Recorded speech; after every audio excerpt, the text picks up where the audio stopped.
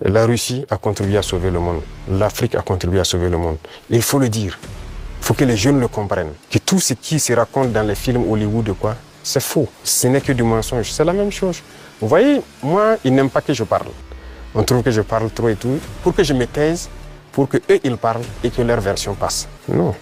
Moi, mon plus grand regret, c'est d'avoir passé une bonne partie de ma jeunesse à écouter des radios comme RFI, France 24. Est-ce que les gens savent que quand la France expérimentait sa première bombe atomique, ce sont des soldats noirs qu'ils ont mis à côté dans le rayon létal pour voir l'effet que ça fait? Sortons les archives. Tout ce qu'ils ont utilisé contre l'Afrique, c'est terrible. Les médias occidentaux, vous les écoutez souvent. Ils ne passent leur temps qu'à mentir. Et regardez aujourd'hui l'AES qui est un modèle qui est en train de se dessiner. Ils ne peuvent pas se lever du matin au soir sans parler du Burkina ou parler de l'AES. C'est impossible pour eux. Et chaque fois, ils cherchent à envoyer des informations pour diviser, pour manipuler la jeunesse. Mais ça ne passe plus. Et vous voyez, quand vous prenez tout de suite tout ce qu'on fait, tout ce qu'on prend comme initiative, c'est la Russie. Et quelqu'un parle, ils sont influencés par la Russie. Tout ce qui se passe, c'est la Russie. Pourquoi ils ont les yeux fermés comme ça? Donc l'Africain n'est pas capable de développer quelque chose. L'Africain n'est pas capable d'inventer, d'innover, de prendre des initiatives. C'est ça que nous combattons. Et tant qu'ils vont continuer de voir l'Africain comme ça, comme un sous-homme qui n'est pas capable de réfléchir, qui n'est pas capable d'innover, capable d'inventer, on ne pourra jamais être amis. Donc, tous les pays qui se battent aujourd'hui pour leur indépendance économique, nous essayons de collaborer mieux avec ces pays. Parce que c'est une forme d'oppression de l'impérialisme. Il y a lieu que ceux qui sont opprimés s'unissent pour faire face à cette hégémonie-là. Chers amis, le capitaine Ibrahim Traoré, pendant son séjour à Moscou, a accordé une interview à une chaîne de télévision russe. Aujourd'hui, nous allons réagir à cette interview qu'il a donnée. Et cette interview était basée sur beaucoup de questions d'ordre du jour, et notamment la monnaie de l'AES. Donc, le capitaine Ibrahim Traoré a répondu avec brio à cette interview. Il a toujours été sans filtre, comme vous le connaissez. On regarde ensemble, on regarde la réaction des gens, et au fur et à mesure, nous allons débattre. C'est parti. Bonjour et bienvenue dans la grande interview. Notre invité aujourd'hui est le président du Burkina Faso, le capitaine Ibrahim Traoré. Votre Excellence, bonjour et merci beaucoup d'avoir accepté notre invitation. C'est un grand honneur de vous avoir sur notre plateau. Alors, hier, vous avez assisté au défilé du 9 mai. Quelles sont vos impressions? Alors, bonjour et merci. Donc, nous sommes là, ici en Russie, donc, pour la commémoration du 80e anniversaire donc, de la victoire sur le nazisme. Et comme vous l'avez dit hier, on a assisté donc à la cérémonie, une parade et donc une cérémonie aussi de dépôt de gerbes donc sur la tombe du soldat inconnu. Je pense que c'est très symbolique. Nous avons appris beaucoup de choses au cours donc de ce séjour. Ce n'était pas uniquement une fête, mais c'est une célébration de la victoire d'un nouveau monde. Donc ça a beaucoup de sens pour nous. Mais la qualité du défilé, qu'est-ce que vous en pensez? Oui, c'est comme je le dis, c'était parfait, et ça nous a fait apprendre beaucoup de choses. Et quand on fait défiler les engins qui ont gagné la guerre, c'est-à-dire les T-34 jusqu'aux engins modernes, ça nous montre l'évolution donc technologique de l'armée russe, et ça nous inspire nous aussi à nous mettre au travail pour pouvoir nous développer dans le même sens. Est-ce qu'il y avait certaines choses qui vous ont surpris, par exemple? Surpris, on est toujours surpris quand on voit l'avancée technologique. Et dernièrement, je pense qu'il y a une nouvelle arme qui a fait son apparition dans l'arsenal militaire russe, Oreshnik, qui donc nous avons pu voir passer. Et je pense que ça, c'est très significatif. Quelle est la signification de votre présence en tant que chef d'État africain? Car on sait bien que les Africains ont apporté leur contribution à la victoire des Alliés dans la Seconde Guerre mondiale. Bien sûr, c'est comme je l'ai dit, les Africains et les soldats donc, soviétiques ont contribué beaucoup à libérer le monde du nazisme. Et si le monde n'était pas libéré du nazisme, on ne sait pas ce que ça allait devenir. Et en suivant donc les événements, j'ai vu que la Russie, elle seule, a perdu 1 million de soldats sur le sol européen en combattant. Vous entendez? La Russie a perdu, je crois, plus de 1 million de combattants russes pendant la guerre. Le sacrifice de la Russie est énorme. Hein? Le sacrifice de la Russie est énorme. Et vous imaginez qu'aujourd'hui, ces puissances-là, pour qui ils sont morts pour la liberté, tournent le dos à la Russie. Et la Russie est depuis sous sanction. C'est incroyable. Aussi à donner, nos ancêtres ont beaucoup combattu sur le théâtre européen, principalement en France, en Belgique, en Italie, pour libérer le monde du nazisme.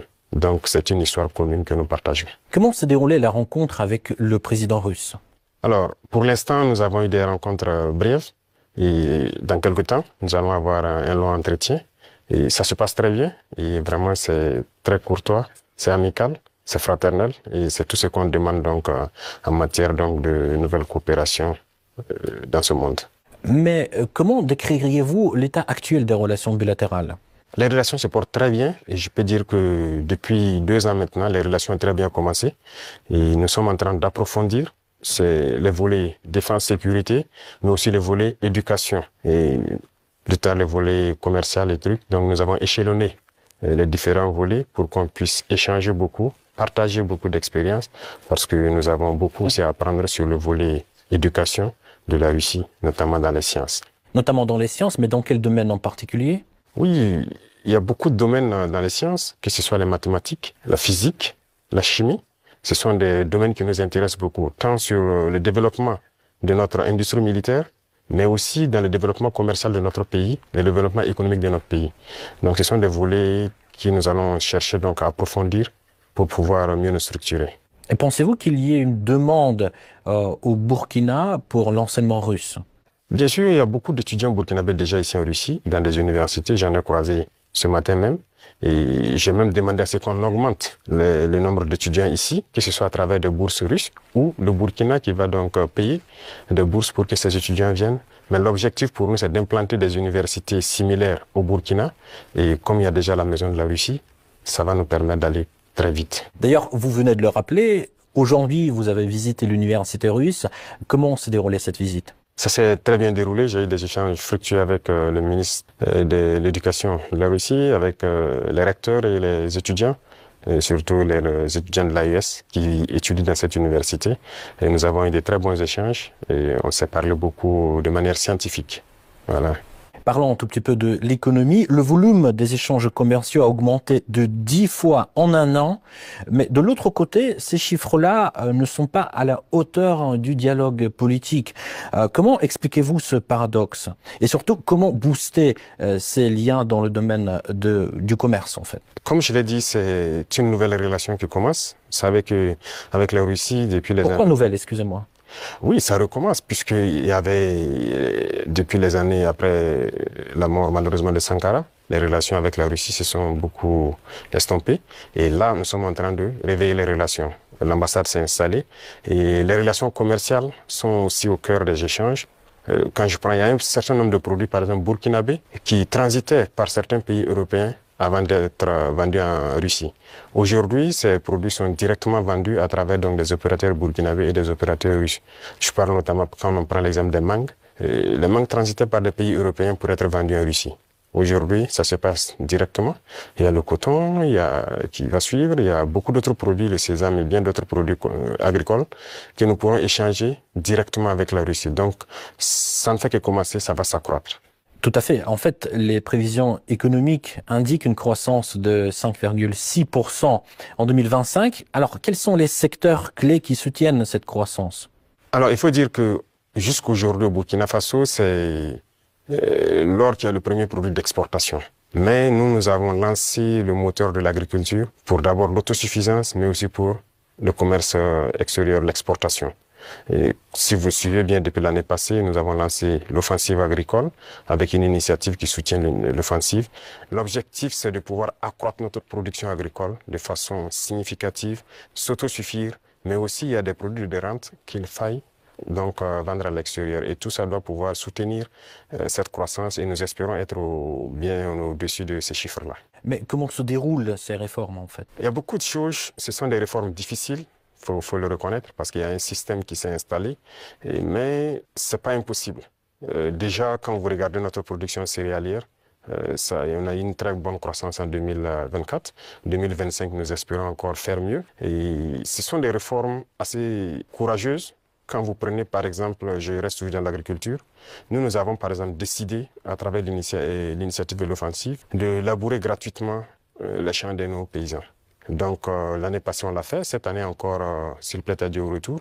Il y a un bon nombre de tracteurs encore qu'on a acquis, qu'on va mettre à la disposition des cellules mécanisées dans les différents départements pour accroître les superficies emblavées. Nous maximisons beaucoup dans la gestion de l'eau à travers donc une structure qu'on a créée, l'ONBA, pour maîtriser l'eau et pouvoir produire au moins 2-3 fois dans l'année. Parce que si on dépend uniquement des pluies, ça serait difficile. Donc il y a ce secteur, le secteur minier aussi, que nous allons continuer de booster pour que le pays lui-même exploite ses propres ressources. Donc nous avons commencé à acquérir des mines, il y a beaucoup de permis qui sont là, que nous sommes en train de développer. Nos ingénieurs ont pu développer les machines nécessaires pour qu'on puisse exploiter nous-mêmes nos ressources. Donc si on met à profit ces deux secteurs, et compléter avec l'industrialisation, c'est-à-dire la transformation de nos produits sur place, qui va nous empêcher d'exporter brut, ça va beaucoup nous amener à entraîner en tout cas une très bonne croissance.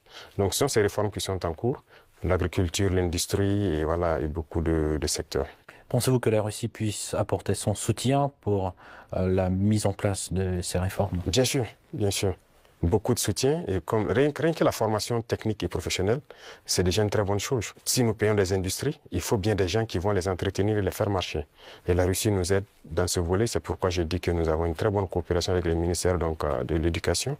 Ils vont nous permettre de former des techniciens, des ingénieurs qui doivent pouvoir entretenir tout ce que nous faisons, mais créer nous-mêmes nos propres unités industrielles. Donc ça, c'est très important pour nous. Et dans le commerce aussi, comme je l'ai dit tout de suite, avec la Russie, ça se passe très bien. Et il n'y a pas de raison qu'on ne puisse pas approfondir tout ça. Parlons un tout petit peu de la sécurité. Quelle est la situation sécuritaire actuellement dans votre pays et d'ailleurs dans la région? Oui, dans la région, comme vous savez, la situation sécuritaire, en tout cas, nous essayons d'évoluer sur les champs de bataille. Ça, c'est la première des choses parce qu'il y a plusieurs facteurs qui rentrent en ligne de compte. Sur le champ de bataille, il y a de l'évolution. Si on prend de 2023 aujourd'hui, nous avons pu récupérer beaucoup de zones que nous avons pu pacifier.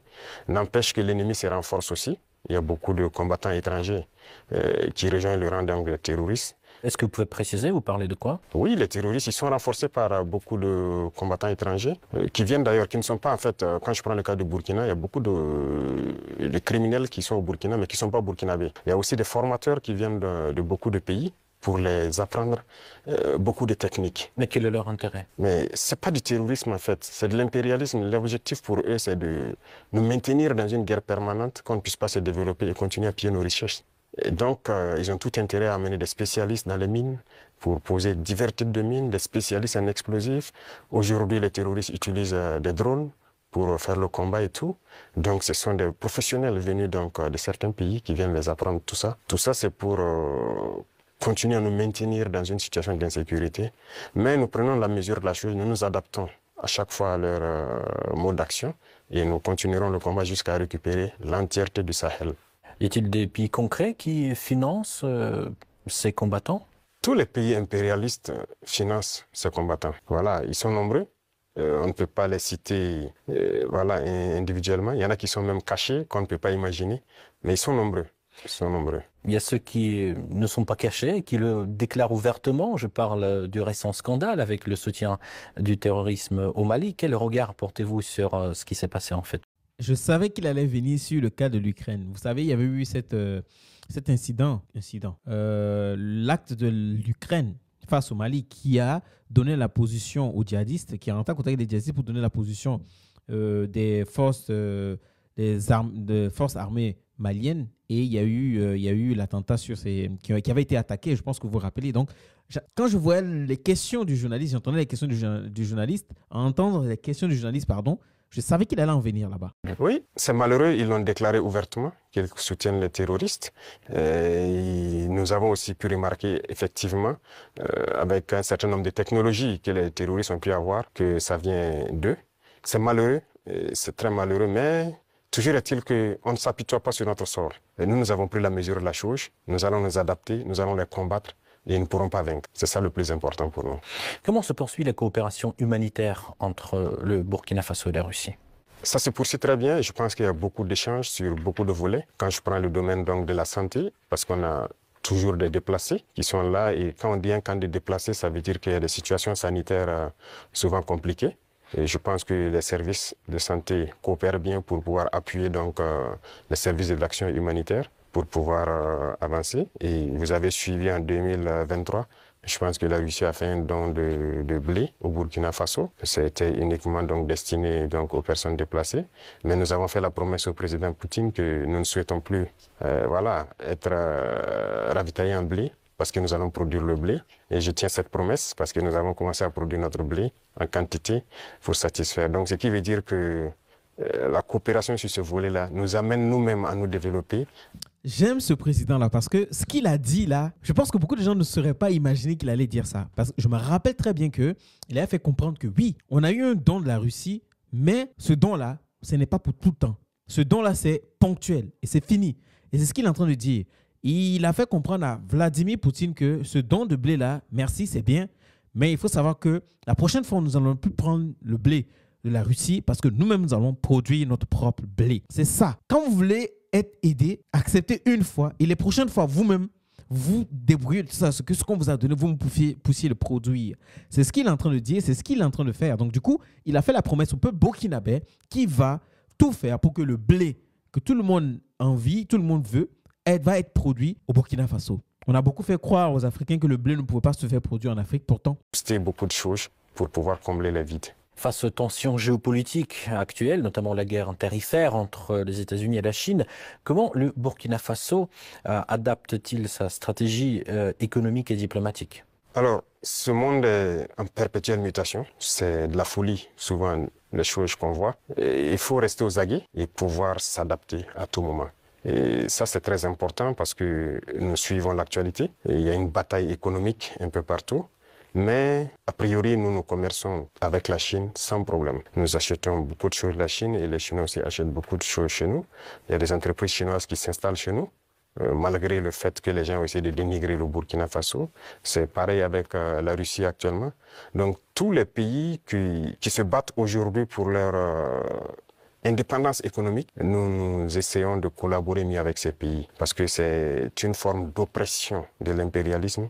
Il y a lieu que ceux qui sont opprimés s'unissent pour faire face à cette hégémonie-là. Donc, a priori, on s'adapte à toute cette situation. Monsieur le Président, quel regard portez-vous sur la récente détérioration des relations avec l'Algérie? Alors, vous avez suivi les événements et je pense que tout le monde comprend comment ça fonctionne. Nous sommes au regret de voir l'incident qui est arrivé à la frontière donc, algérienne avec le drone qu'ils ont abattu. Et il faut le dire clairement, c'est pas amical. C'est pas amical parce que aucun appareil, on n'abat pas un appareil volant comme ça lorsque tout le monde connaît le protocole. Donc il n'y a pas à se voiler la face. Si un appareil traverse votre frontière, même s'il rentre sur votre pays, on l'identifie.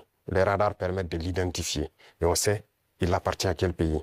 Et il y a les relations diplomatiques pour ça. On contacte l'ambassade et il y a des attachés de défense, il y a beaucoup de mécanismes. On les contacte et ils peuvent confirmer si c'est leur appareil ou pas, s'il est sur le territoire. Voilà, peut-être qu'il a besoin d'aide ou bien il a perdu l'orientation et tout ça. Parce qu'un appareil peut être en l'air, il peut avoir des problèmes avec la météo.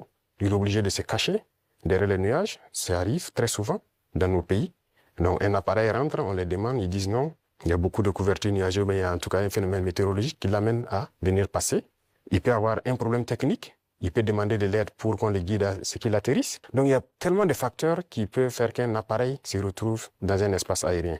On n'abat pas un appareil systématiquement. Le cas est arrivé avec nous.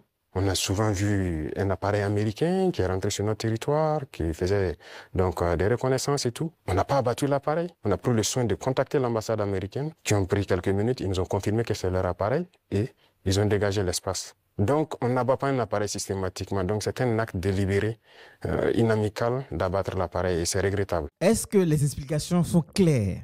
Parce que beaucoup de gens vont dire oui, non, non. Les explications sont claires et nettes. On sait tous qu'il y a des protocoles. Peu importe toute situation, il y a des protocoles. Donc, quand vous abattez délibérément un engin sans passer par ces règles-là que tout le monde connaît, et même Ibrahim Traoré vient de le dire, même les États-Unis font ça au Burkina, mais le protocole est suivi.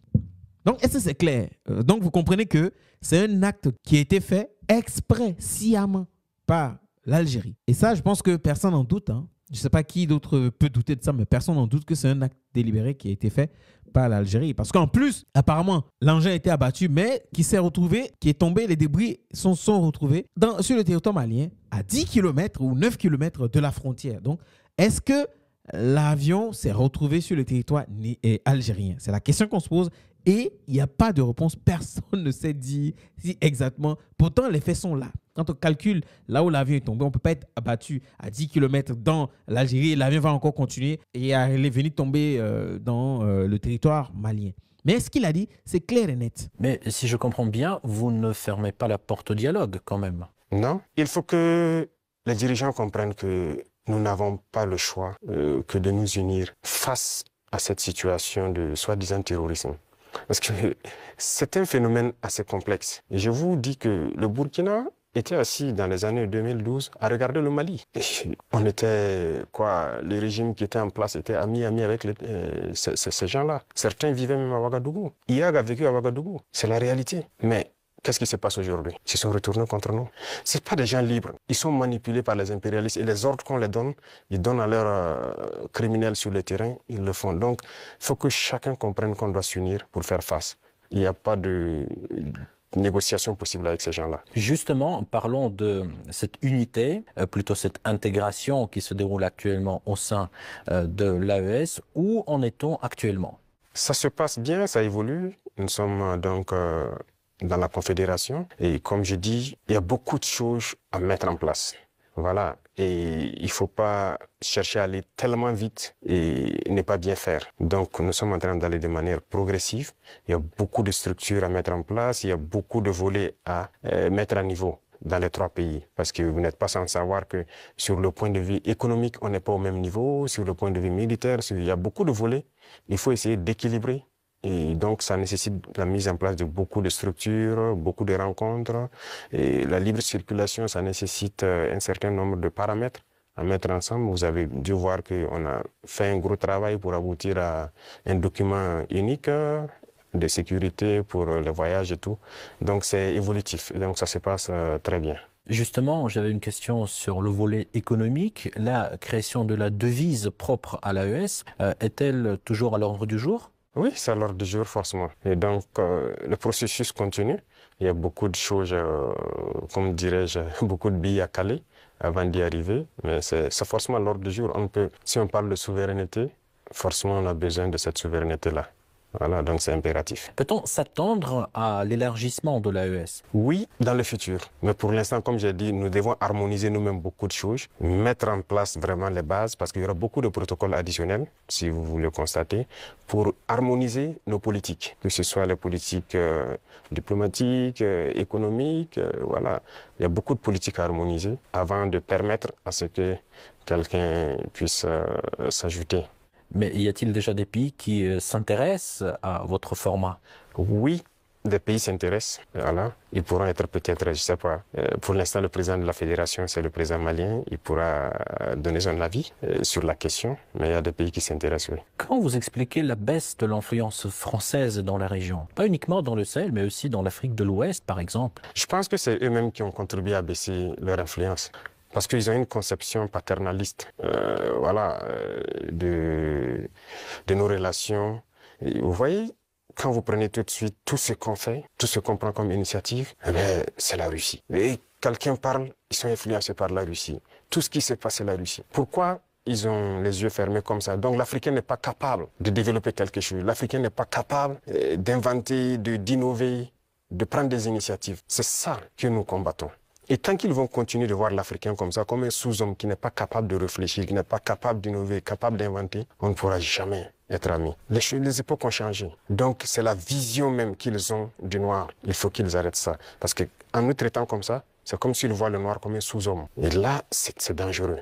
Il faut qu'ils changent de langage. Mais en quoi ça se voit, cette attitude? Et regardez dans leurs discours. Même le président français, toujours dans ses discours, les jeunes Africains sont influencés par la Russie. Il le dit. Les médias occidentaux, vous les écoutez souvent. Ils ne passent leur temps qu'à mentir. Et regardez aujourd'hui l'AES qui est un modèle qui est en train de se dessiner. Ils ne peuvent pas se lever du matin au soir sans parler du Burkina ou parler de l'AES. C'est impossible pour eux. Et chaque fois, ils cherchent à envoyer des informations pour diviser, pour manipuler la jeunesse. Mais ça ne passe plus.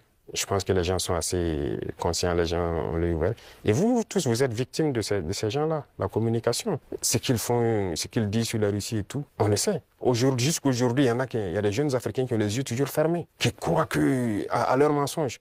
Le récit de la Seconde Guerre mondiale. J'écoutais la dernière fois, quelqu'un disait que à la fin de la guerre, dans les 10 années qui ont suivi, si on demandait en Europe qui a gagné la guerre, les gens disaient c'est la Russie. Mais aujourd'hui, si vous demandez en Europe qui a gagné la guerre, ils vont dire que ce sont les Occidentaux. Par la communication, ils ont réussi à renverser l'histoire.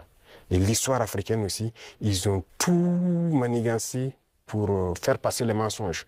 Et ça fait que les jeunes Africains, certains ne connaissent même pas l'histoire de l'Afrique. Qu'est-ce que l'Afrique a fait? Certains ne savent même pas que nos grands-parents ont combattu, ont été mis à l'avant comme chair à canon, et au retour, ils les ont tués comme des animaux. Est-ce que les gens savent que quand la France expérimentait sa première bombe atomique, ce sont des soldats noirs qu'ils ont mis à côté dans le rayon létal pour voir l'effet que ça fait? Sortons les archives. Tout ce qu'ils ont utilisé contre l'Afrique, c'est terrible. Donc il y a tout ça qu'il faut communiquer pour que les jeunes Africains comprennent, parce qu'il y a beaucoup encore endormis qui continuent de communiquer pour les impérialistes. Ce qu'ils leur disent de dire, ils le font. Peut-être parce que, voilà, ils leur donnent quelque chose, je ne sais pas. Mais l'Africain doit comprendre son histoire, se réveiller. Et donc c'est notre combat aussi comme ça. Quel est le rôle des médias dans ce combat, selon vous? Médias indépendants? De chez nous, vous voulez dire? Les médias devraient beaucoup participer à nous aider. Mais vous voyez que nos médias, même, il y a certains médias qui sont des médias impérialistes. Ils ne sont assis que lorsque les médias européens, lorsqu'ils disent quelque chose, et ils reprennent, et ils accentuent. Il y a plein de médias dans nos pays qui combattent même les régimes comme notre régime. Et ils passent leur temps aussi à raconter les mêmes balivernes que les médias occidentaux racontent. Mais c'est honteux. Si des Africains se comportent comme ça, c'est très honteux. J'imagine qu'il doit avoir honte de se regarder à la glace le soir.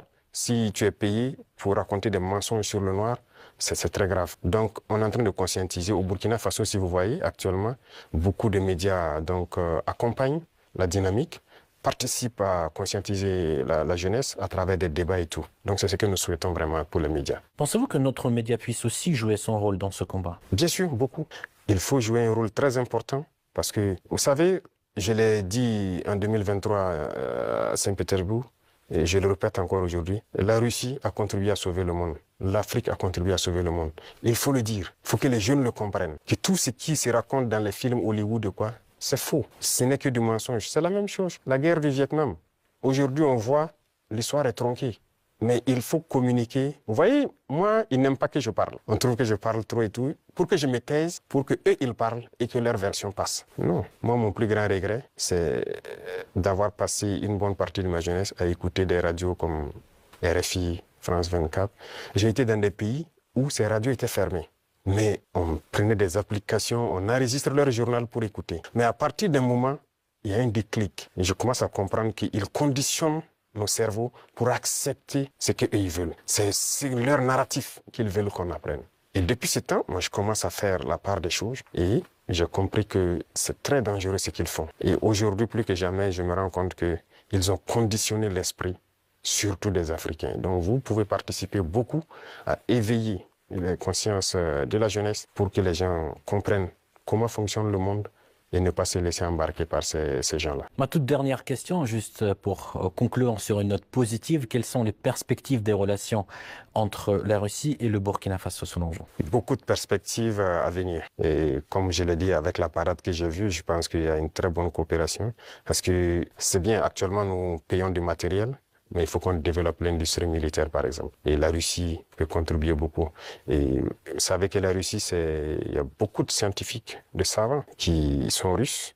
La preuve, on vient de quitter dans l'université de Mendeleev. Ils peuvent nous accompagner beaucoup dans la formation pour aussi prévaloir, parce que chez nous, nous avons des jeunes talents, des génies qui arrivent à créer des choses, mais il leur manque l'apport mathématique, la science pour pouvoir améliorer ce qu'ils font. Et donc la Russie peut nous aider beaucoup dans ce domaine. Ça va nous aider sur le volet militaire, sur le volet industriel, parce que ce sont les machines qui font marcher le monde.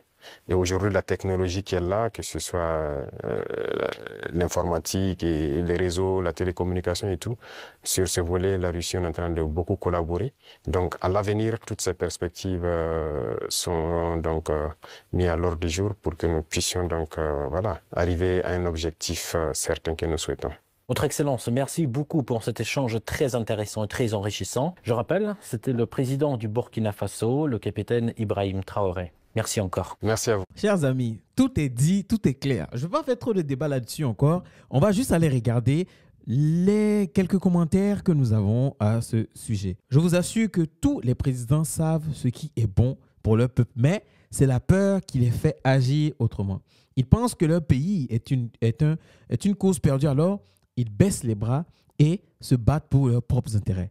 Nos yeux sont braqués sur le leader sénégalais Sonko et Faye, mais il leur faut jouer très finement et très doucement pour ne pas que les impérialistes détachent leurs chiens sur le Sénégal aussi. Que le très haut accompagne capitaine dans toutes les idées. Que Dieu bénisse et veille chaque jour sur le président Ibrahim Traoré et Poutine. Chers amis, rien à rajouter. Je vous laisse vous-même réagir en commentaire et dire ce que vous pensez de ce débat, de l'intervention du capitaine Ibrahim Traoré sur toutes les questions qu'on l'a posées. En tout cas, pour moi, il a été clair comme d'habitude et les paroles tranchantes comme d'habitude. Moi, c'est la Amon, je traite les sujets d'actualité, de géopolitique et d'histoire.